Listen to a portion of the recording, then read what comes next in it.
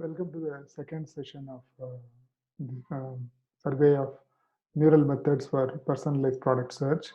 So here we'll talk about motivational examples and also some of the qualitative results from experiments in each of the papers, so as to illustrate the problem and the solution better. So these are again the 8 or 9 papers we'll be reviewing in this session also, but from a different perspective. So to begin with, coordinated intent representation. So the examples on the right side, so same query but different product types. As an example, inexpensive web browsing, lightweight laptop. Maybe it could either mean processor is equal to Atom or price is less than 250. Or it could be high performance, price is not a concern, core equal to core i3 as well as price is greater than $500. Another way to look at this is both similar intent, lightweight laptop as well as netbook, but different query and different results. Processor equal to Atom and price is less than 250, whereas other one gets processor equal to Core i3 and price is greater than $500. The next is different keywords to search the same product. Camera stick or camera pole, selfie holder or selfie kit all mean the same. Different users with same query for many products, like camera kit could mean tripods, cleaning tools, or lens for phone. Now, like this, we have also shown intent models across camera and laptop categories are ranked by popularity and vary in type. Like camera, it could be, for an example, DSLR, um, and processor or size, brand and color respectively for netbook for the laptop. Uh, so that's how the motivational examples as well as the qualitative results illustrate the concept of representing intent across query and entities. Next, we'll talk about latent semantic entities. So here, evidential words or products are projected nearby based on language they're associated with, from product descriptions or reviews, without existing relationship between objects from a knowledge graph. And the entities are ranked in decreasing order of similarity. And pair relevance is measured by either cosine similarity or dot product, which is basically sum of element-wise multiplication. So entities are actually characterized by words they are associated with and vice versa. Product representations are constructed by n-grams, which they are likely to generate based on descriptions or reviews.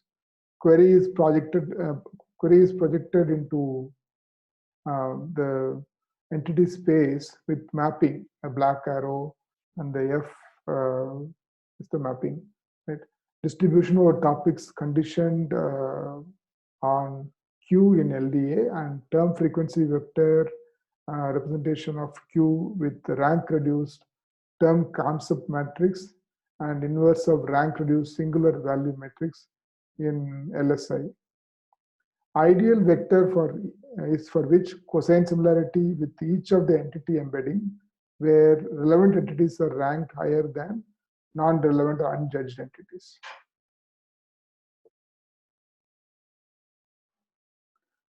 Next, we'll talk about hierarchical embedding model. Basically, it's a generative model which predicts related items relevant to a query purchased by user. Pairs have high similarity in the final space. Thus, likelihood of triples can be computed easily. Search query for each item, as is shown on the right-hand side, is created by topic strings of items from a single hierarchy, like cell phone, accessory, international charger. Ignore one-level category, which are non-descriptive for items, for example, CDs and vinyl. Maintain more terms from subcategories. Remove duplicate word from first to last, like in photo, digital camera lenses. So you can remove a lot of these duplicate words. So this creates more like an explainable, extensible framework, which is enabled by product retrieval, with a vector space model composed of latent user, product, and query representations. Learned jointly with observed purchases. Probability that an item is generated from user query model together is computed with their embedding representations. Mean vector of word embeddings works well on short queries, while recurrent network performs better on long queries with complex linguistic structures. Relevant query item and preferable user item pairs have high similarity in the final embedding space, forming a hierarchical structure that connect learning of embeddings from different levels. Next, we'll talk about attentive long short-term preference model. Basically, time-sensitive imminent inclination is more like short-term preferences.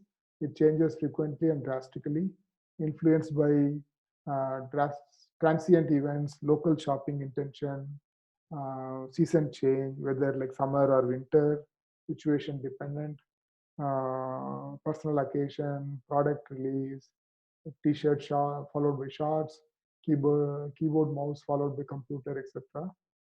So in a sense, you need to capture the behavior in a recent short time versus the long term is more like stable inherent bias, which evolves slowly, slightly, influenced by background like income, marriage, education, upbringing, consumption level, or gender, age, career. Examples are favorite color, preferred fashion design, movie genre, fitting size, clothing style, consumption level. So overall transaction history or interest is slow updating strategy to capture long-term preferences.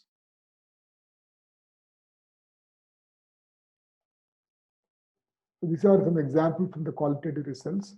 First line is actually chosen data set queries like clothing, sports, outdoors, men's shirts, tank tops. Some words or categories removed, like electronics, it's navigation, sports, handheld, GPS units. Left-hand side is actually current product user would like to buy, a case or a vest or a board or navigation. Right-hand side is immediately purchased previous product like t-shirts, vest, pants, and pants. Like phone cases, not cables, vest, not long pants or t-shirts, board games, not other diverse items, navigation, sports handle, not memory or battery. Last line is the attentive weights. Based on extracted queries, still indicates historical relevance. So there is both long and short term preferences are captured. Again, that's the contribution from the attention scores.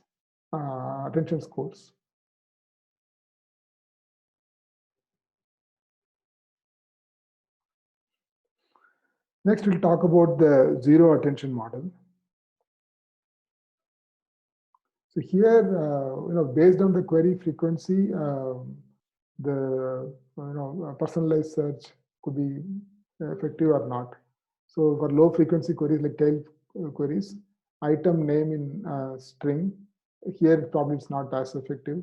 High specificity with exact item in mind, like spearfishing, Mario, better school, drying lotion is always bought. Whereas medium frequency queries, high purchase entropy, like personal hygiene, body wash for women. High, like popular products in daily activities, inconsistent user behavior, no salient preference, like sunscreen, oil-free, water-resistant, nail file, mouthwash, cheap, homogeneous. So here basically the takeaway is personalized product search needs to consider relationship between queries and the user's purchase history. An attention function in particular can be applied over history for user embeddings, thus enabling query-dependent user profiling and capturing relevant preferences in current search context. Such an attention-based modeling is useful when many items in history are not related to the current query. This, however, associates each item in history with at least one query submitted by user. Different queries, however, have varying potential for personalization. By allowing zero vector to have attention weights, that query can attend to query can attend to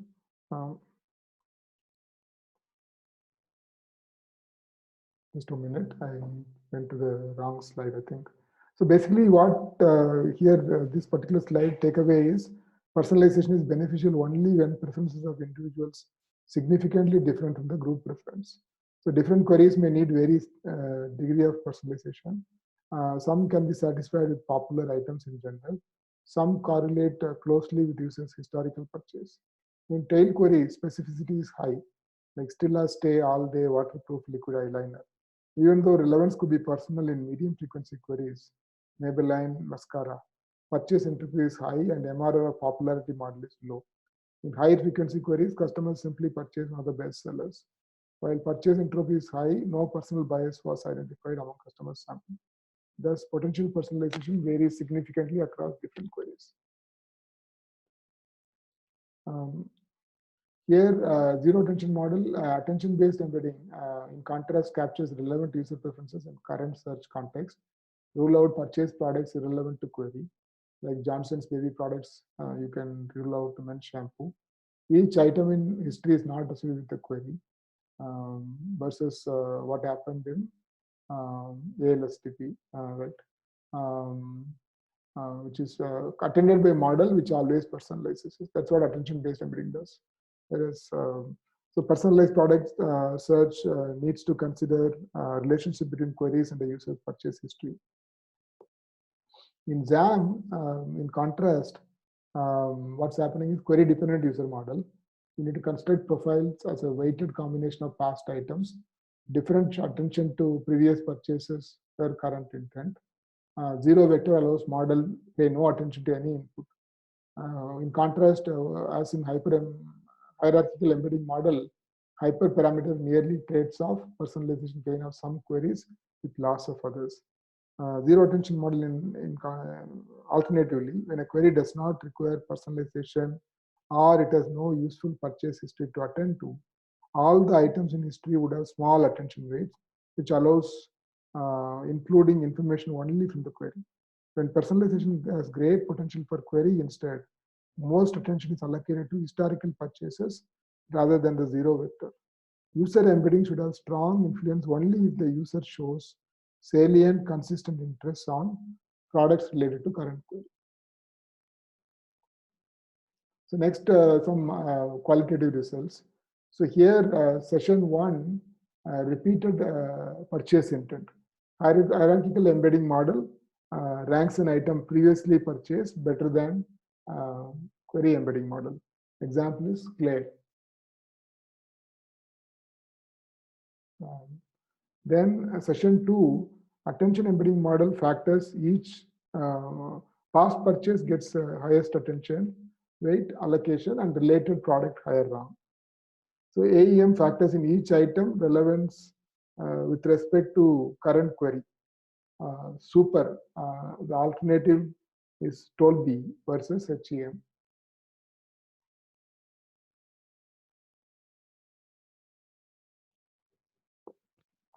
Session three, query relevance, not past history, decides purchase. No item in past history is relevant to current purchase. Hence, XAMPP is better than AEM, which chooses an irrelevant IE gel instead, of Tolby. So, user shows consistent intents, products related to current query. So, the data set used are like beauty, fashion, facial cleanser, hair care, chips and vegetables from grocery, vitamin dental from health or personal care. Next is some more details on the multimodal preference. So here, leverage also by viewed and buy after viewing for substitutable and closely related products. It helps learn good feature space for visual modality. Constructing a ranking-oriented feature space has to tackle sparsity in user query, product data in training stage. Such a multimodal latent space enables direct matching based on comparative learning. Also, multimodal fusion concatenating features. That way, positive product closer than random negative sample. Matching product features with user preferences separately on each modality ignores interaction among them and leads to suboptimal results. Also, query is only in text modality. Instead, textual and visual feature spaces are fused, refined, after pre-training in a translation-based search model as proposed in multimodal features.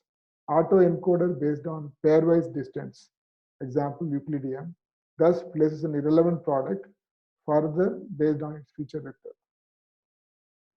Now, qualitative results. Desired products returned in at higher rank in the list. You can see the results from TransSearch and HEM. Top results returned are more relevant. 3 top results for PAN query for HEM and versus TransSearch gives the women clothing active pants. It sends the correct results.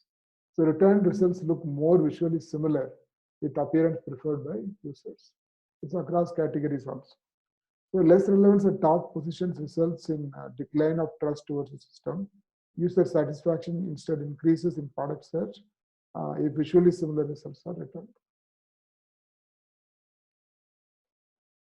So last, actually there's not much more to talk about in the transformer-based embedding model or even dynamic Bayesian metric learning. So we'll conclude this session with how intent is better represented in query towers, embedding towers. So we need to bridge queries and relevant items by learning semantic meanings of words. 2 heads for the query cell phone retrieve the 2 most popular brands, Huawei and Xiaomi separately. Different heads are able to focus on different possible user intents. In contrast, the single head model does not cluster well for cell phone category, where iPhones are forming another cluster far away from other cell phones, potentially due to ambiguity of very top query Apple. Queries and relevant items are bridged by learning semantic meanings of some words, such as big kid, it's more like 3 to 6 years old, freestyle swimming equipment to hand paddle, and grandpa to senior. Also, typos are corrected in query, such as bag, V bag to LV bag, Louis Vuitton, and Ovivo cell phones to Vivo cell phones, partially because English letter trigrams are leveraged in the token vocabulary. So that concludes our session, both high-level overview and more illustrative examples as motivation as well as from qualitative results of experiments. And so hopefully the concept of neural methods for personalized search, starting all the way from coordinated intent representation, which combines queries and entities. And then next comes the latent semantic embedding, which takes the first jump into kind of leveraging distributed representations or like word embeddings. Then comes, in addition to query and entity, also fuse users for personalized search, as was evident in hierarchical embedding model. Now the same group took it to zero attention model and then transformer-based embedding model. And then independently accommodating long and short-term preference and multimodal preferences from NUS and dynamic Bayesian metric learning for evolving user and item features. And finally, like we have this embedding towers for both personalized and intent representation, facilitation intent representation. Thank you. Bye.